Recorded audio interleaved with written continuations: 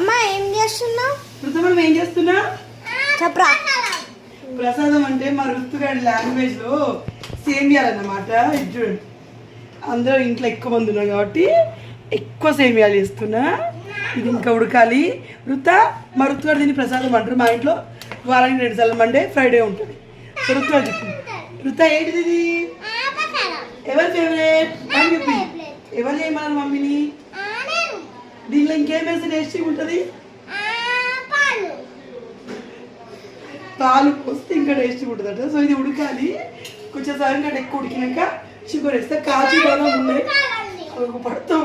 కాజు బాదం ఉంది అది ఋతుగా తినడు ఇష్టంగా. సో అందుకని అవేం వేయకుండా ప్లెయిన్ పాయసం, తక్కువ షుగర్ ఎక్కువ వేస్తే వాడు తినడు, తీయగా ఉండకూడదు వాడికి.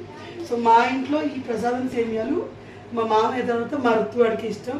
నాకు చికెన్కి సన్నపు సేమియాలు అంటే బాగా ఇష్టం అనమాట. సో ఈ ఉడకపోతే నా కొడుకు కోసం ప్రసాదం ఇస్తాం.